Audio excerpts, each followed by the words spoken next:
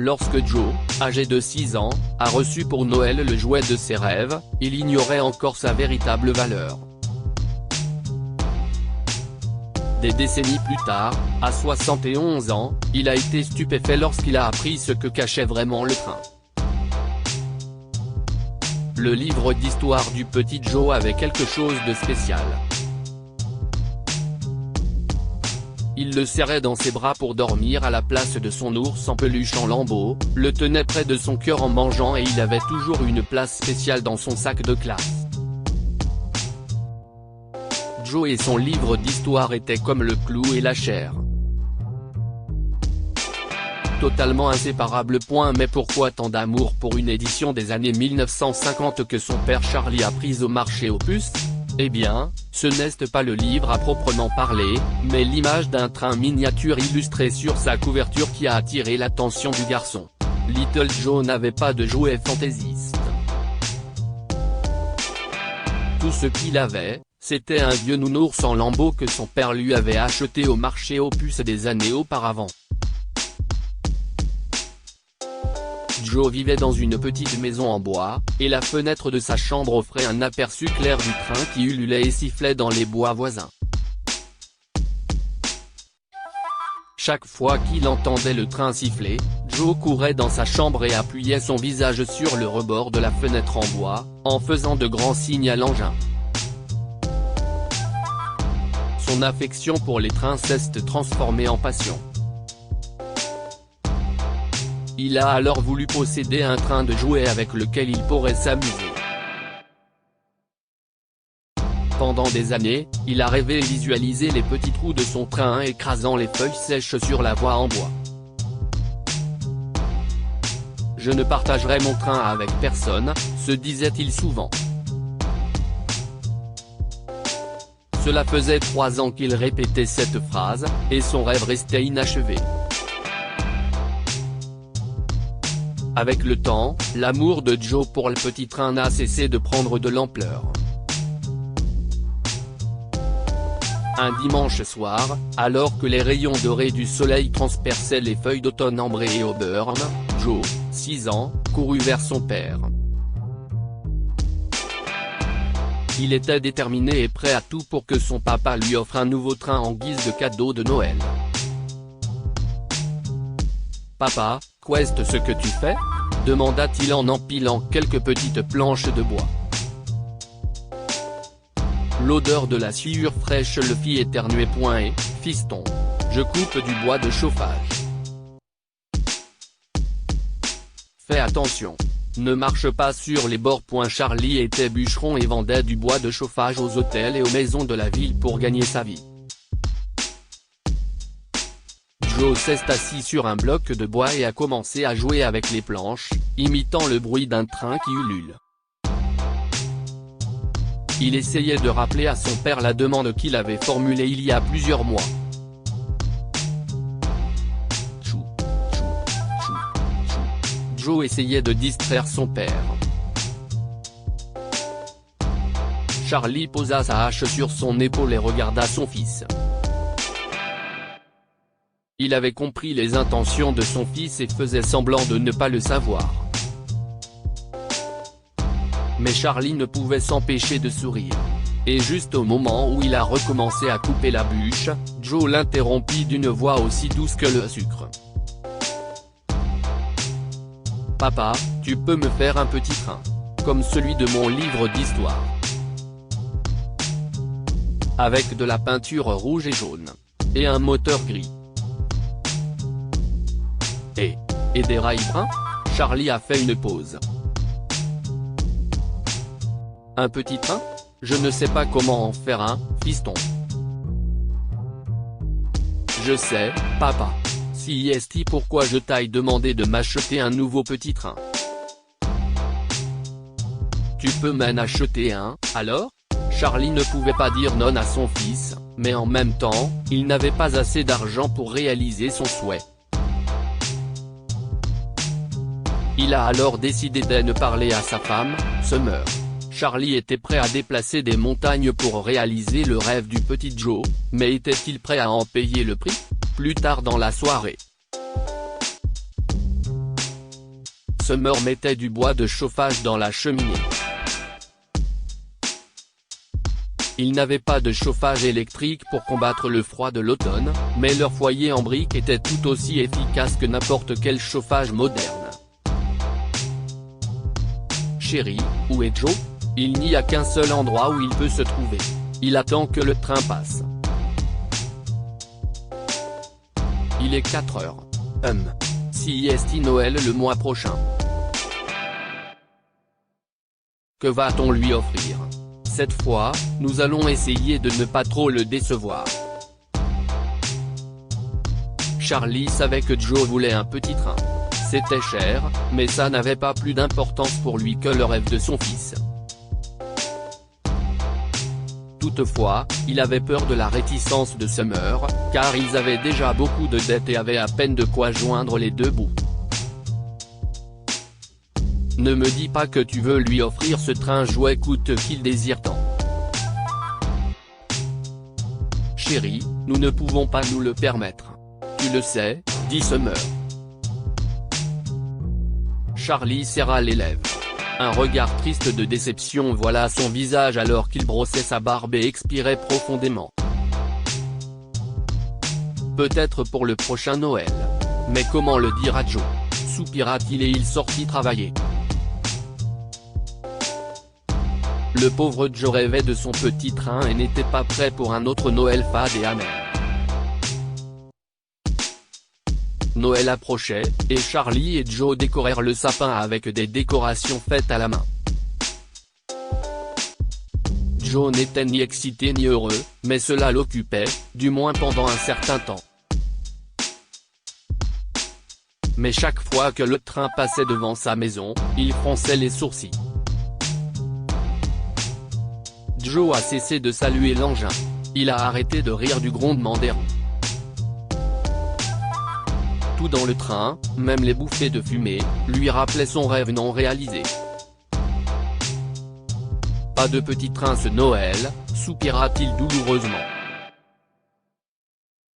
Il rangea son livre de contes sous son oreiller et, avant de s'endormir, il fit un vœu. La semaine précédant le réveillon de Noël, Joe pleura jusqu'à s'endormir après avoir formulé son vœu, les larmes coulant sur son oreiller.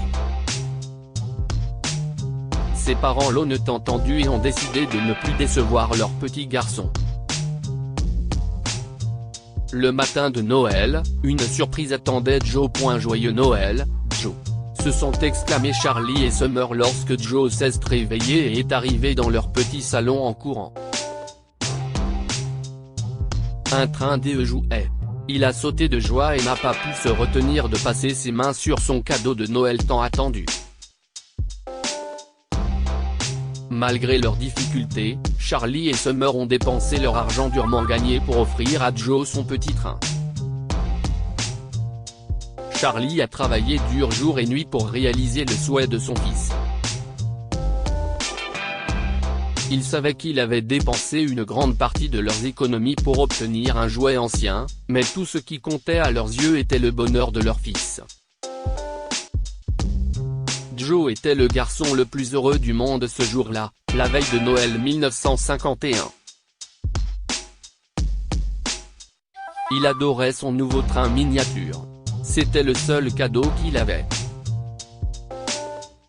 Il l'a occupé tout au long d'une enfance qui n'était pas aussi rose que celle de ses amis et voisins. Les fêtes de Noël se sont succédées, mais Joe ne souhaitait rien d'autre. Posséder le petit train était pour lui l'accomplissement de toute une vie. Il jouait avec toute la journée et n'étreignait plus son livre d'histoire. Les personnages en bois qu'il avait fabriqués et son ours en peluche en lambeaux étaient les passagers habituels de son petit train. Il leur faisait même payer des billets en papier avec l'inscription ticket griffonné pour chaque tour. Rien ne pouvait exprimer la joie de Joe. La vitesse, le bruit, les couleurs vives et les wagons brillants lui donnaient l'impression d'avoir le meilleur train de jouets de tous les temps. Les années passèrent. De nombreux Noëls ont passé. Mais l'amour de Joe pour le petit train qu'il appelait Bertie ne cessa pas. Il ne se lassait pas non plus de conduire son ours en peluche en lambeaux et ses figurines sur le chemin de fer autour de l'arbre de Noël. Un jour, Joe a invité tous ses amis à voir son petit train. Il en était fier et s'en vantait, suscitant ainsi leur curiosité. « Ne touche pas à Bertie, Johnny », s'emporta Joe, alors âgé de 10 ans. « Regarde juste de loin. Je n'aime pas qu'on touche à mon Bertie. » Et, reste cool. Je voulais juste le voir de plus près, dit Johnny. Non, reste à l'écart. Joe était très possessif et particulièrement fier de son petit train. Plus tard dans la soirée, il est rentré chez lui après avoir joué au football avec ses amis et a constaté que son premier amour estimé, aimé et chéri avait disparu. Le petit train de Joe avait disparu. Maman, j'avais gardé Bertie ici, pleura Joe sur les genoux de Summer. Il suspecta même Johnny et ses amis, et les confronta le lendemain. Mais personne n'avoua. Apparemment, personne ne savait où était Bertie. Joe était désemparé. L'amour de sa vie ne grondait plus dans son salon. Son ours en peluche en lambeaux et ses figurines n'étaient plus conduits à leur mini-gare. Joe a eu du mal à passer à autre chose, mais il a fini par oublier son petit train. Il a oublié Bertie, l'unique cadeau de Noël de ses parents. Les pensées du petit train ont disparu de la mémoire de Joe en grandissant. Des années plus tard, Joe, 25 ans, s'est marié avec Cindy, son amour de lycée. Ils ont eu 7 enfants et des petits-enfants. Joe menait une vie paisible. Il n'était pas pauvre, contrairement à ses défunts parents. Il gagnait bien sa vie, mais il n'était pas non plus riche. Ses enfants ont repris l'entreprise familiale de fromage blanc, offrant à Joe la retraite tant attendue. Puis un jour, il a décidé de prendre le train et de visiter sa ville natale. Une locomotive électrique super rapide avait remplacé la vieille machine à vapeur que Joe avait empruntée dans sa jeunesse. Ah, les trains de cette époque. On avait l'impression d'être assis dans des berceaux à bascule, soupira-t-il. La seule pensée des trains lui a soudain rappelé le cadeau de Noël de son enfance. Joe avait voulu acheter un train jouet similaire et avait fait le tour de plusieurs magasins de jouets, mais sans succès. Tous les trains miniatures qu'il a vus étaient modernes. Rien ne suscitait son intérêt. Ils étaient trop élégants à son goût et il leur manquait ce petit plus qui lui rappelait ses souvenirs d'enfance et le beau temps passé avec ses parents. Le cœur brisé, Joe s'est rendu dans la maison de ses défunts parents pour y jeter un dernier coup d'œil avant de la vendre. Ne pouvant se déplacer à sa guise, il a décidé de céder la maison à un ami qu'il connaissait pour une somme dérisoire. Joe s'arrêta dans le salon et regarda autour de lui, se revoyant enfant en train de courir partout, de rire et de crier. Le coin où se trouvait habituellement le sapin de Noël était vide et dépouillé de sa gloire festive. La cuisine ne sentait plus la tarte aux pommes de sa mère.